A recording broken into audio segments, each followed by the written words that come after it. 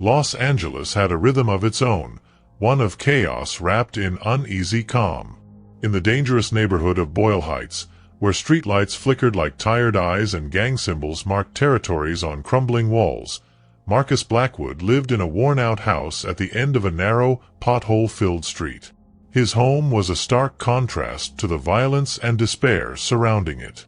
The front yard, though small, was meticulously kept, with grass trimmed to perfection and a modest garden of marigolds and daisies flourishing against all odds. For those who dared to walk by, the neatness was disarming, almost unsettling. Marcus was rarely seen without his wheelchair.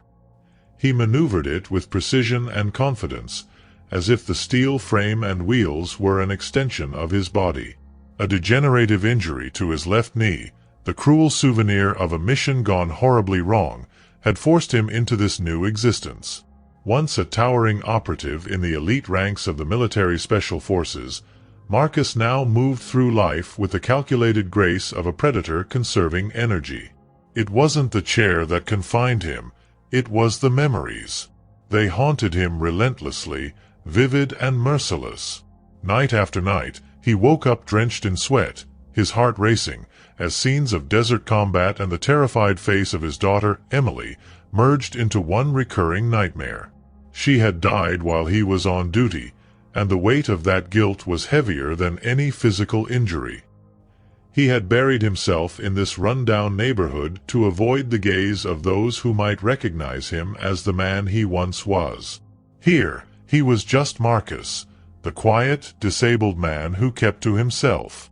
Yet, there were glimpses of his humanity that shone through the layers of isolation. His next-door neighbors, Sarah and David, a young couple raising their precocious 3-year-old son Jake, had come to know the softer side of Marcus. He often sat on his porch in the evenings, reading a book or sharpening a pocketknife, and Jake, full of childlike curiosity, would toddle over to show him his newest toy. "Mr. Marcus, look, my truck has lights now," Jake exclaimed one evening, holding up a plastic fire truck with blinking red LEDs. Marcus allowed a faint smile. "Nice work, kid," he said, his deep voice rasping with unused words. He always indulged Jake's stories, though they inevitably reminded him of Emily, who had once loved showing off her art projects with the same eager eyes. But even this simple connection couldn't shield Marcus from the growing tension in the neighborhood. The streets weren't just dangerous, they were a battleground. A gang called the Iron Vipers had tightened its grip on the area, led by a man everyone called Cobra, a name that fit the coiled, unpredictable cruelty he brought to his victims. Residents lived in fear, their doors double-locked, their windows barred. Sarah and David, like everyone else, kept a low profile, hoping not to attract unwanted attention. Marcus tried to ignore it all. He wasn't a hero anymore, he told himself. His time for fighting had ended when his knee gave out and Emily was taken from him. But the world didn't care about his intentions to stay invisible. It kept pulling him back into the fray. The first sign was subtle. A group of Cobra's lackeys, barely out of their teens, walked by Marcus's house one afternoon, sneering and laughing. One of them, a wiry kid with tattoos snaking up his neck, kicked over a trash can on Marcus's property. Marcus watched silently from his porch, his hands gripping the armrests of his chair. He said nothing, but his gaze followed them like a predator watching prey. The second sign wasn't as easy to dismiss. A crude message was spray-painted across his garage door one night, "Stay out of it, old man." It was followed by guttural laughter echoing in the darkness. Marcus scrubbed the graffiti off the next morning with clenched teeth, refusing to give them the satisfaction of reacting. Then came the break-in. Marcus had gone to the grocery store for his weekly supplies, returning to find his front door ajar. He wheeled himself cautiously into the house, his combat instincts kicking in. The place was ransacked, furniture overturned, drawers emptied. He didn't care much for the stolen electronics or cash, but when he rolled into his bedroom, his breath hitched. The small wooden box where he kept Emily's possessions, a hair ribbon, a few photographs, and her old wristwatch, was gone. That was the moment something inside Marcus snapped. The gang hadn't just invaded his home. They had violated his sanctuary, the only sacred piece of his broken life. He sat in his dimly lit bedroom, the wheelchair creaking faintly as he leaned forward, his head resting in his hands. Rage boiled under his skin, but it was a cold, calculated anger. Later that night, the old Marcus stirred to life. He unlocked the heavy, rusted cabinet in his living room, a relic from his days in the military. Inside were weapons and gear he hadn't touched in years, a Glock 17 pistol, a set of combat knives, and a few battered maps from missions long past. He ran his fingers over them, feeling the weight of what he was about to unleash. In the days that followed, Marcus began observing the gang. He stayed in the shadows, wheeling his way through alleys and vantage points where he wouldn't be noticed. His sharp eyes catalogued every movement, every face, every weakness.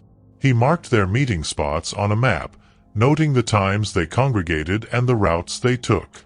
Sarah and David noticed his increased vigilance but said nothing.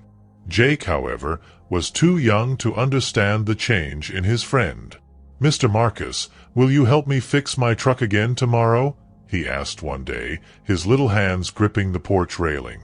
Marcus paused before answering, his voice heavy with unspoken truths. "Maybe, Jake. But you stay close to your mom and dad, okay?" The child nodded, sensing only a fraction of the seriousness in Marcus's tone.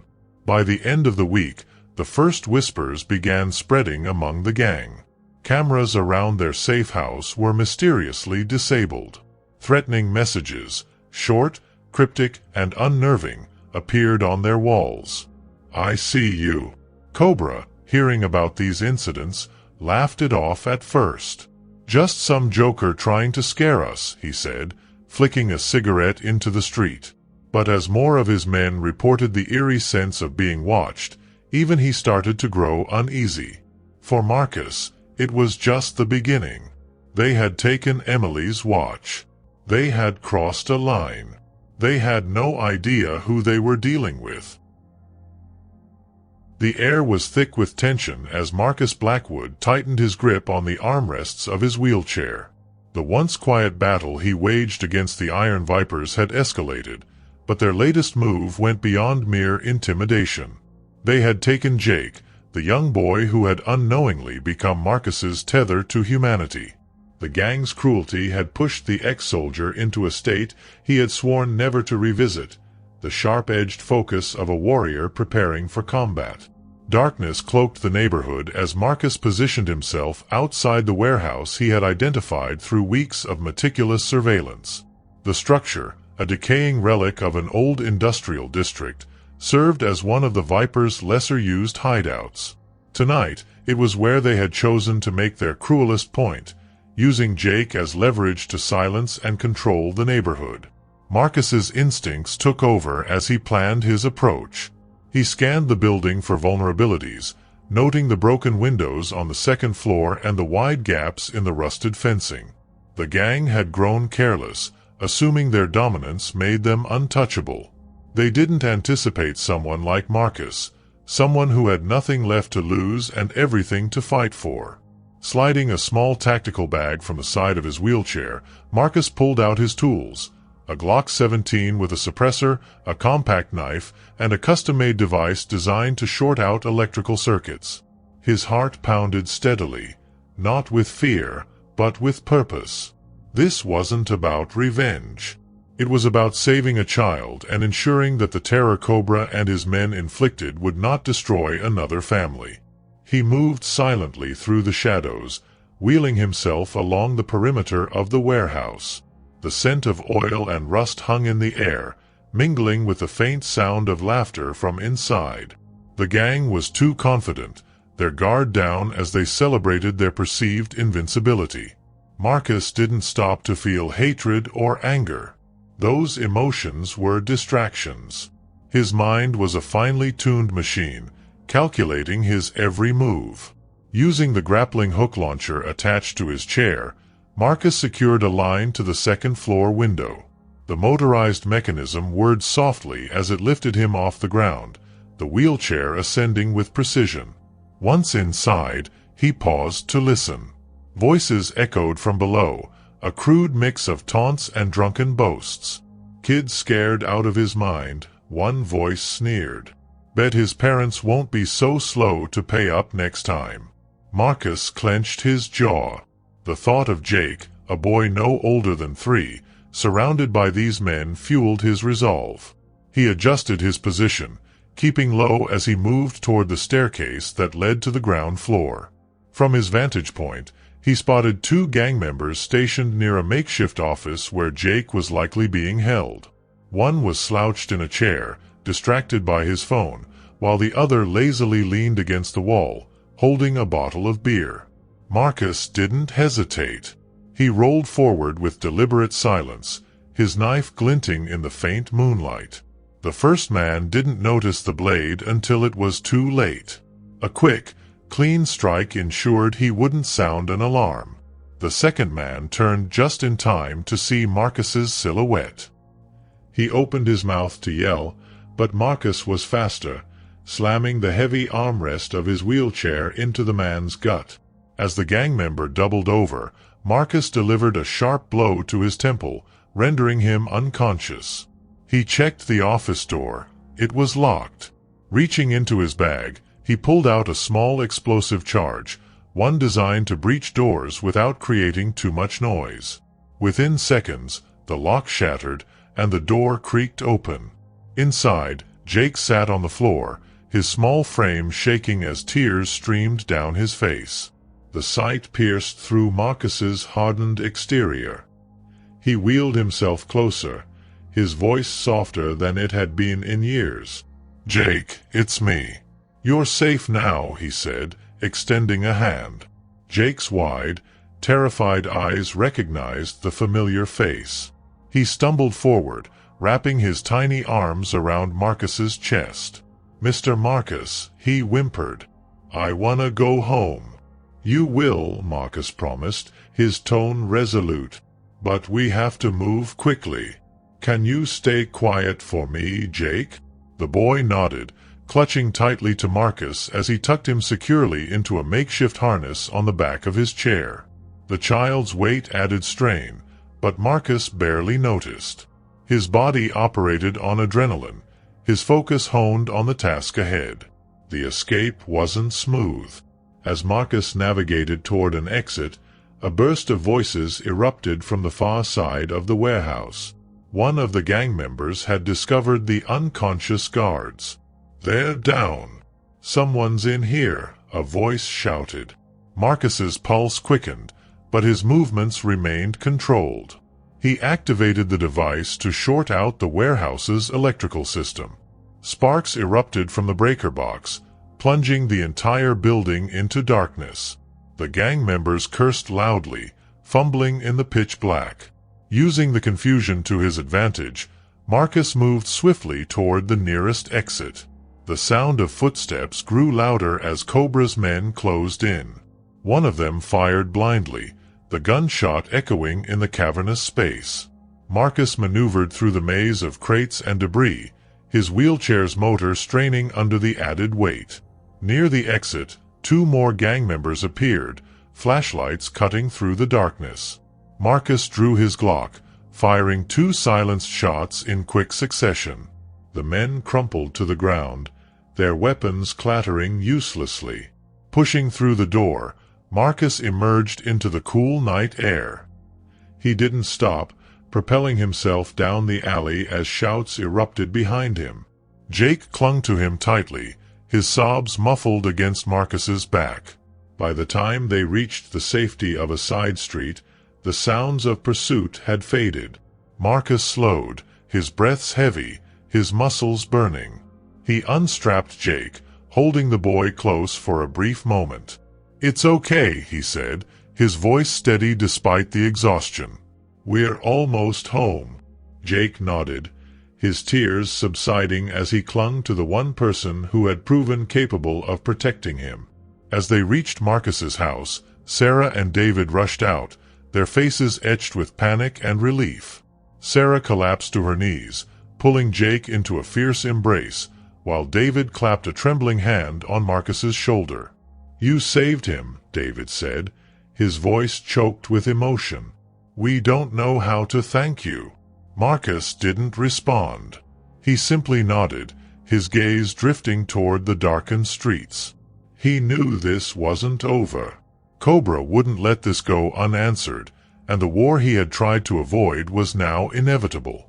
Inside his house, as the door clicked shut behind him, Marcus allowed himself a brief moment to breathe. His hands shook as he reloaded his Glock, his mind already planning his next move. They had underestimated him. They wouldn't make that mistake again, but neither would he. The night after Jake's rescue was quiet, but it was a deceptive calm. Marcus Blackwood knew the storm was coming. Cobra would retaliate. It was the way of men like him. Marcus had exposed a weakness in the gang's grip over the neighborhood, and the Iron Vipers couldn't afford to let it stand. The question wasn't if they would come, it was when. Inside his dimly lit living room, Marcus sat in his wheelchair with his Glock on the table in front of him. Around him, maps, diagrams, and hastily scrawled notes cluttered the once orderly space. He had spent the day reinforcing his home, turning it into a fortress. Windows were boarded with reinforced steel panels, while motion-triggered cameras were strategically placed outside. Crude yet effective traps, including tripwires and spiked barricades, were set up in key entry points. Every move he made came with a cost, each adjustment a sharp reminder of his deteriorating knee. Marcus clenched his jaw, rubbing his swollen joint. The pain was a constant companion, but it was irrelevant now. He had one goal: ensure that when Cobra came, he wouldn't leave unscathed. At the precinct downtown, Detective Hayes leaned back in his chair, the weight of a dozen open cases pressing against him. Reports of escalating violence in Boyle Heights had been flooding his desk for weeks, but the latest, a daring raid on an Iron Viper's warehouse, was something else entirely. "What do you make of it, Hayes?" asked his partner, Detective Alvarez, tossing a file onto the desk. "Somebody's poking the bear," Hayes replied, flipping through photos of the scene. Unconscious gang members, fried circuits, and signs of a tactical operation. Whoever did this knew what they were doing.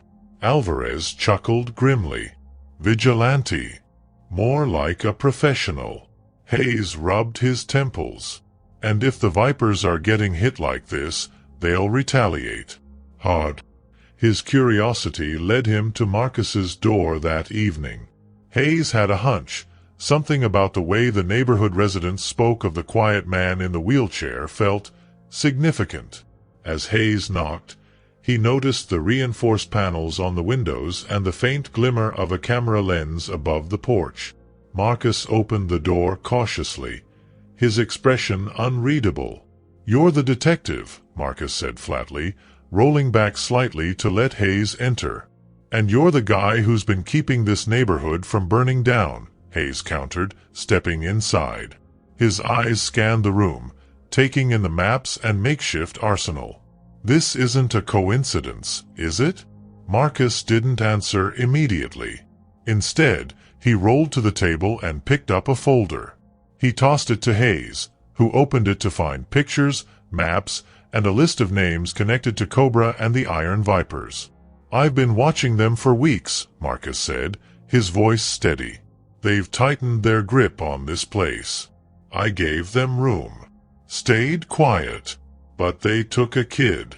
Hayes stared at the papers, realizing the depth of Marcus's knowledge. "You're playing a dangerous game," he said carefully. "People like Cobra, they don't back down.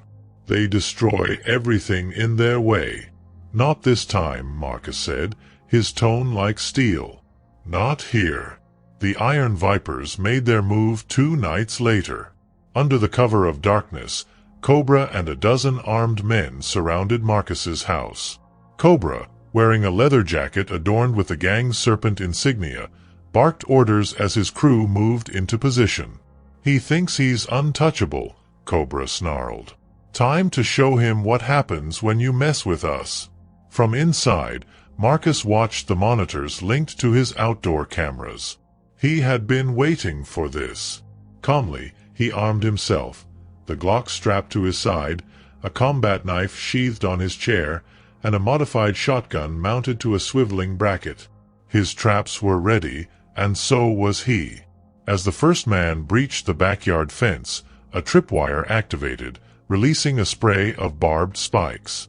The man screamed, collapsing as the others hesitated. Another trap, a concealed net laced with jagged metal, ensnared a second intruder trying to scale the side of the house. The gang's initial confidence wavered as chaos erupted. "Move in," Cobra roared, pushing his men forward. Bullets began to pepper the steel panels covering Marcus's windows, but they held firm. From inside, Marcus initiated his counterattack. He triggered a remote control device, setting off smoke grenades in the front yard to obscure the gang's visibility. Then, with practiced precision, he fired through pre-drilled slots in the panels, hitting 2 gang members who had strayed too close. The gang retaliated with heavy fire, but Marcus kept them at bay, his mind working like a machine. Every shot, every movement was deliberate. His house wasn't just a defensive position, it was a weapon. Cobra, seething with rage, kicked down the back door, leading 3 of his men inside. Marcus was ready. As they entered, a pressure-activated floor panel triggered a concussive blast that knocked 2 of them off their feet. Cobra, shaken but unscathed, spotted Marcus in the dimly lit hallway. "You think you can take us all?" Cobra sneered, raising his weapon. Marcus's chair whirred as he moved forward. He fired the shotgun, the blast narrowly missing Cobra but hitting the last man standing behind him. Cobra lunged, knocking the shotgun away and grabbing Marcus's chair, flipping it sideways. Marcus hit the ground hard, pain shooting through his knee. Cobra stood over him, a twisted grin on his face. "You've got guts, old man," Cobra said, leveling his pistol. "But this is where it ends." Summoning every ounce of strength, Marcus grabbed the knife from his sheath and swung upward. The blade sliced into Cobra's arm, forcing him to drop the gun with a howl of pain. Marcus used the distraction to pull himself upright, leveraging his chair as a weapon. He rammed it into Cobra's legs, sending the gang leader sprawling. Before Marcus could deliver a final blow, sirens wailed in the distance. The police, tipped off by Marcus's anonymous warnings, swarmed the street. Cobra scrambled to his feet and bolted through a back window, escaping into the night. His remaining men either fled or were apprehended in the chaos. As the dust settled, Marcus slumped in his chair, breathing heavily. Detective Hayes entered, his gun drawn, scanning the scene. "Hell of a mess," Hayes muttered, lowering his weapon. He looked at Marcus, who was bloodied but alive. "You called this in?" Marcus nodded, wincing as he adjusted his knee. "Cobra got away." "We'll find him," Hayes assured him. "You've done enough." Marcus said nothing, his gaze fixed on the shattered remains of his home.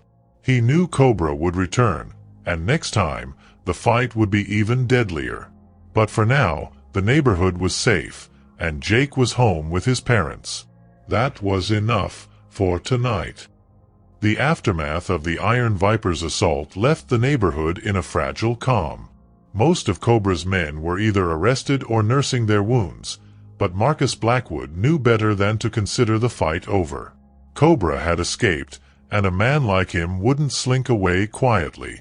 He would regroup, fueled by anger and humiliation, and come back stronger. Marcus had bought time, nothing more.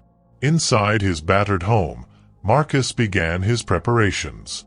He moved with grim determination, ignoring the pain in his knee, which throbbed with every movement. His house was no longer safe, Cobra knew its layout and vulnerabilities. This time, Marcus would pick the battlefield.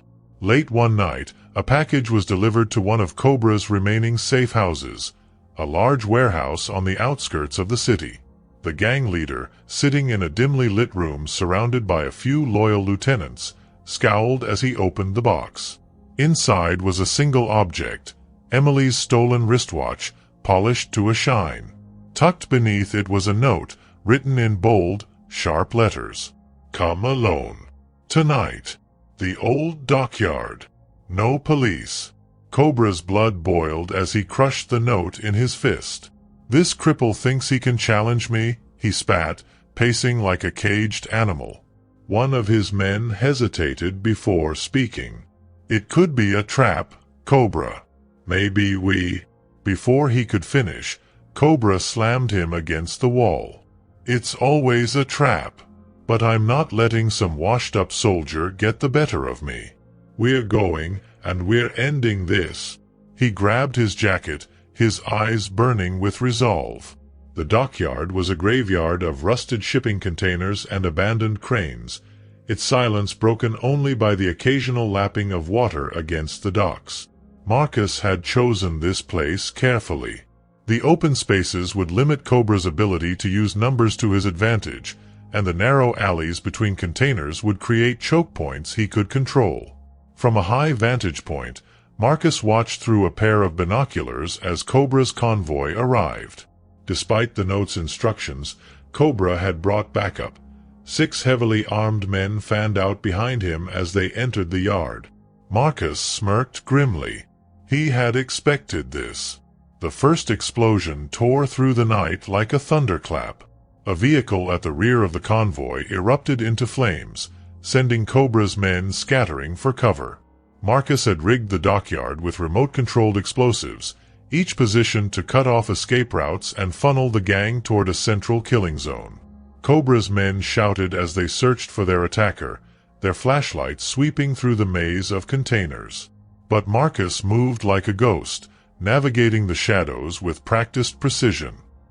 He struck from the darkness, picking off one man with a silenced pistol before slipping away unnoticed.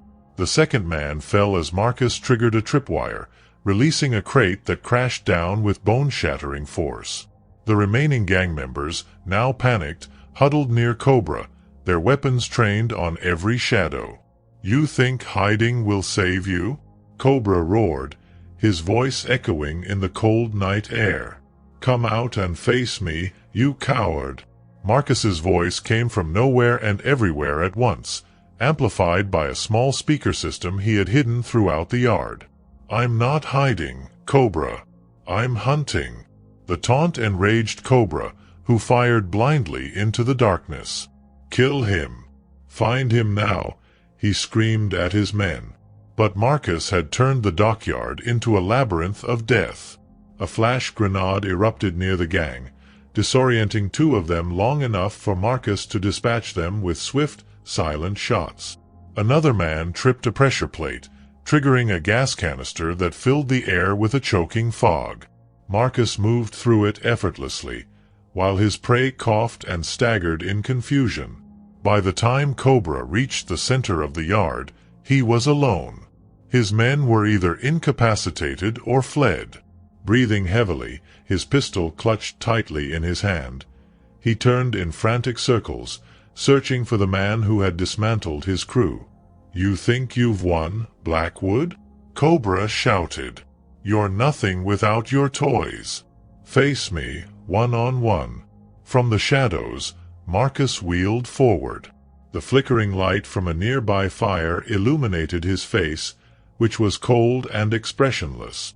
"No more games, Cobra," Marcus said, his voice low and even. "This ends now." Cobra sneered, raising his gun. "You're a cripple. What makes you think you can stop me?" Marcus didn't answer. He pushed a hidden button on his chair, deploying a reinforced plate that absorbed the first 2 shots Cobra fired. Before Cobra could fire again, Marcus surged forward, ramming his wheelchair into Cobra's legs. The gang leader stumbled, dropping his gun. The fight turned brutal. Cobra, despite his larger size, was unprepared for Marcus's ferocity. Marcus swung a crowbar he had strapped to his chair, striking Cobra's ribs with a sickening crack. Cobra retaliated with a wild punch that knocked Marcus sideways, his wheelchair tipping over. Lying on the ground, Marcus gritted his teeth as pain shot through his body. Cobra loomed over him, breathing heavily but grinning triumphantly. "Should have stayed in your chair, old man," Cobra taunted, pulling a knife from his belt. Marcus, his mind sharper than ever, grabbed a loose piece of metal from the ground. As Cobra lunged, Marcus drove the makeshift weapon into his attacker's shoulder. Cobra howled in pain, dropping the knife as Marcus pulled himself back into his chair. Before Cobra could recover, the wail of sirens filled the air. Red and blue lights illuminated the dockyard as police vehicles swarmed the area. Marcus had triggered a silent alarm moments earlier, ensuring Cobra wouldn't escape this time. Detective Hayes was the first to arrive, his gun drawn as he approached the scene. He saw Cobra, bloodied and clutching his shoulder, and Marcus, slumped in his chair but alive. "Drop the weapon," Hayes commanded. Cobra hesitated but complied, falling to his knees as officers cuffed him. Hayes turned to Marcus, his expression a mix of relief and frustration. "You couldn't wait for us, could you?" Marcus gave a faint smirk. "I didn't have time." As Cobra was hauled away, his glare burned into Marcus. "This isn't over," he snarled. "You hear me, Blackwood?" Marcus didn't respond. He watched silently as the gang leader was driven away, the tension in his body finally easing. The battle was over, but the war for the neighborhood's soul had reached its turning point. For the first time in years, Marcus felt a glimmer of peace. But deep down, he knew there were always more battles to fight. The morning after the dockyard confrontation was quiet. The sun rose over Boyle Heights, casting golden light on the battered neighborhood, but for Marcus Blackwood, the peace felt temporary.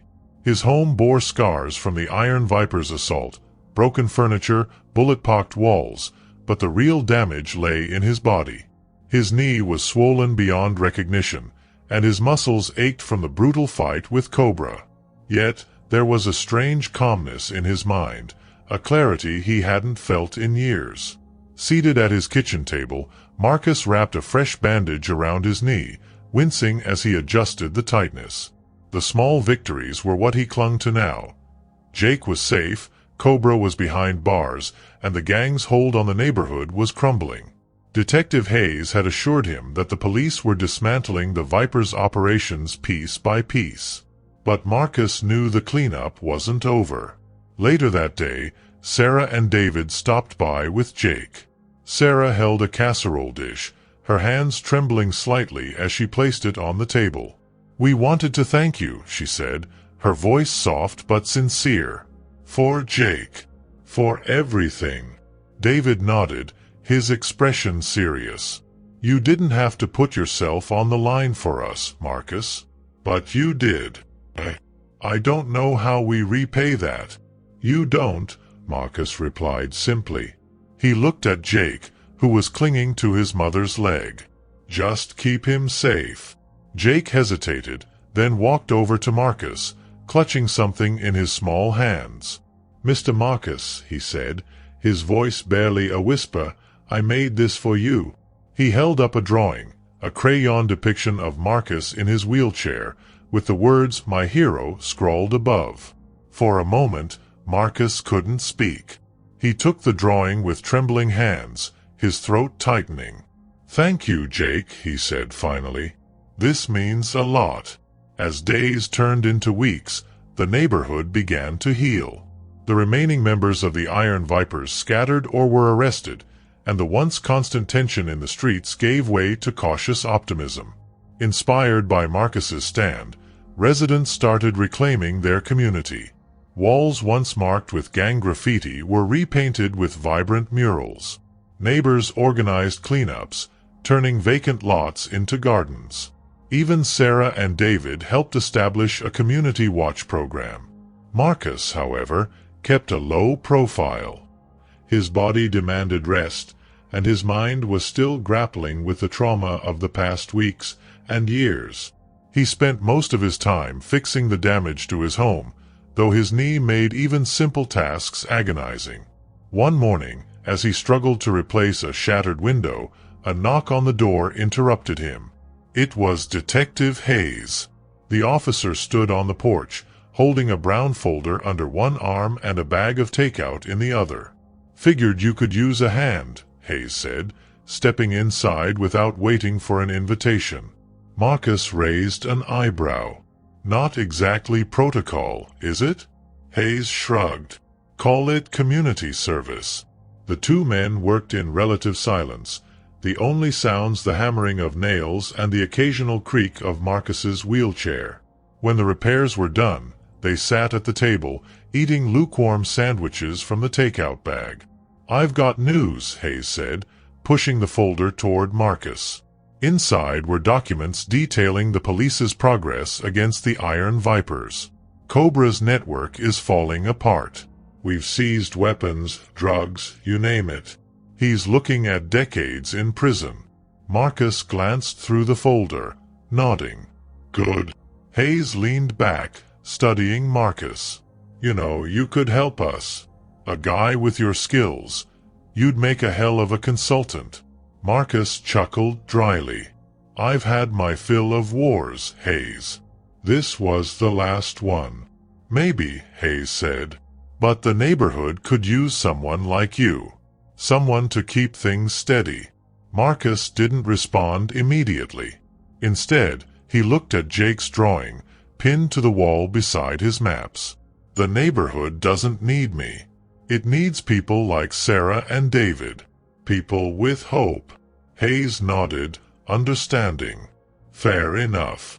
But if you ever change your mind, you know where to find me." Months later, the transformation of Boyle Heights was unmistakable. The streets, once littered with debris and fear, now bustled with life.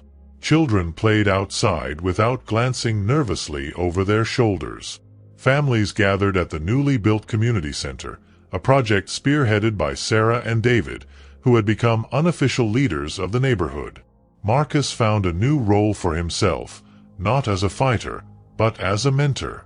Despite his protests, Sarah convinced him to teach self-defense classes at the community center. At first, he was reluctant, his gruff demeanor intimidating the younger attendees. But as the weeks passed, Marcus discovered a sense of purpose in guiding others. He taught them not just how to fight, but how to protect each other, how to stand up without falling into the traps of violence and revenge. One evening, as he wheeled into the center, he noticed a small crowd gathered outside. Jake stood at the front, holding a microphone almost too big for his small hands. "We want to say thank you to Mr. Marcus," Jake said, his voice echoing through a portable speaker. "Because of him, we're not scared anymore." The crowd erupted into applause as Jake handed Marcus a plaque. It was simple but heartfelt, engraved with the words, "For our protector." For the first time in years, Marcus allowed himself a genuine smile. He accepted the plaque, his voice steady but filled with emotion. "I didn't do this alone," he said, looking out at the faces of his neighbors. "You all made this possible. Don't forget that." As the sun set, casting the neighborhood in a warm golden glow, Marcus watched the children play, their laughter filling the air. The fight had taken its toll on him, physically and emotionally, but it had also given him something he thought he had lost: redemption. And for the first time in a long time, Marcus Blackwood felt at peace. Marcus Blackwood sat on his porch in the early morning light, his wheelchair positioned to face the street where life had returned to Boyle Heights. The scent of fresh coffee wafted from a chipped mug resting on the wooden table beside him. The neighborhood, once a stage for violence and despair, now carried a sense of renewal. Gardens thrived where vacant lots once languished, and the walls were covered with bright murals celebrating community and resilience. It was the kind of peace Marcus hadn't thought he'd live to see. Yet, deep in his bones, he knew his work wasn't entirely done. The changes in the neighborhood hadn't erased its scars. Even with Cobra gone and the Iron Vipers dismantled, small threats persisted. Gangs with lesser influence still lurked at the fringes, testing the limits of the newfound calm. But the difference now was clear. The people weren't afraid anymore. They had learned to fight back, not with fists, but with unity. It was a lesson Marcus had fought hard to teach them. As the sun climbed higher, Jake came running up the sidewalk, his small sneakers kicking up dust. "Mr. Marcus," he called, clutching a colorful drawing in his hands. "Look what I made." Marcus leaned forward, his weathered face softening as Jake handed him the paper. The crayon illustration showed Marcus standing tall, even though the boy had never seen him out of the wheelchair. Behind Marcus was the neighborhood, full of happy families and blooming flowers. "It's perfect," Marcus said, his voice quiet but firm. "You've got some real talent, Jake." Jake grinned, leaning against Marcus's leg. "Do you think one day I can be a hero like you?" Marcus considered the question, the weight of it settling over him. "You don't need to be like me," he replied. "You just need to be someone who helps others when they need it. That's all it takes." Later that day, Marcus made his way to the community center, now bustling with activity. Sarah waved at him from the main hall, where she and David were organizing supplies for a youth art program. The center had become the heart of the neighborhood, a place where people gathered not out of necessity, but out of a shared desire to grow stronger together. Marcus's self-defense class had grown over the months, attracting a mix of teenagers, young adults, and even a few parents. As he wheeled into the training room, the students straightened up, their chatter dying down out of respect. "All right," Marcus began, his tone gruff but not unkind. "Who remembers what I said about staying aware of your surroundings?" A few hands shot up, and Marcus called on a teenage boy in the back. "Don't assume you're safe just because it feels safe," the boy said. "Exactly," Marcus replied, nodding. "That doesn't mean you live in fear. It means you stay prepared. That's how you protect yourselves and each other." The lesson continued, with Marcus demonstrating techniques from his chair. He moved with calculated precision, showing how to turn vulnerabilities into advantages. His students absorbed every word, every movement, their confidence growing with each passing session. As the class wrapped up, Sarah entered the room, a clipboard in hand. "You've got a visitor," she said, her expression unreadable. Marcus followed her out, where Detective Hayes stood near the entrance. He was out of uniform, his demeanor more relaxed than usual. Marcus hadn't seen him since the day Cobra was taken into custody. "Detective," Marcus said, his voice neutral. "What brings you here?" Hayes smiled faintly, leaning against the wall. "Just Hayes today. Thought I'd check in, see how things are holding up." "Better than I expected," Marcus admitted. "Thanks to you and your team." Hayes shook his head. "Most of the credit goes to you. But I've got some news. Cobra's trial wrapped up last week.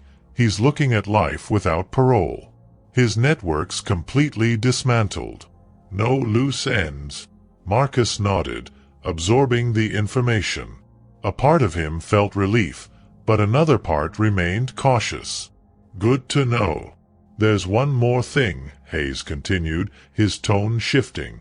"The department's been talking about starting a new outreach program, working with veterans to help at-risk communities. I mentioned your name." Marcus frowned, his instinctive response to push the idea aside. "Hayes, I've done enough. I'm not looking for more battles." "I'm not asking you to fight," Hayes said. "Just to guide. Share what you know. You've already done it here." For a long moment, Marcus was silent, his gaze fixed on the horizon. Finally he spoke, his voice low but steady. "I'll think about it." Hayes nodded, knowing better than to push. "That's all I ask." That evening, as the neighborhood settled into its peaceful rhythm, Marcus sat on his porch once more. The sky burned with the colors of sunset, casting long shadows across the streets. He thought about the past few months, about Jake, Sarah, David, and all the people who had stood up and reclaimed their lives. His thoughts turned to Emily, as they often did. He pictured her as she'd been, vibrant, full of laughter, always drawing pictures to brighten his day. He reached into his pocket, pulling out her old wristwatch. It ticked softly, its rhythm a reminder of the time he had lost, and the time he still had. As the first stars appeared in the sky, Jake's voice broke the quiet. "Mr. Marcus, can I sit with you?" Marcus nodded, and the boy climbed onto the porch steps, holding a small flashlight. He shone it on the wristwatch in Marcus's hand. "What's that?" "It belonged to someone very special," Marcus said, his voice warm. "She taught me to never stop fighting for the things that matter." Jake looked up at him, his eyes wide. "You're going to keep fighting, right?" Marcus smiled faintly, placing a hand on the boy's shoulder. "Only if I have to, Jake. Only if I have to." As the neighborhood lights flickered on, illuminating the streets, Marcus felt a rare sense of contentment. His war wasn't over, but for now, he had won. And in the quiet strength of Boyle Heights, he found a reason to keep moving forward. If you enjoyed the story and want to see more content like this, support the channel by subscribing, liking, and turning on notifications.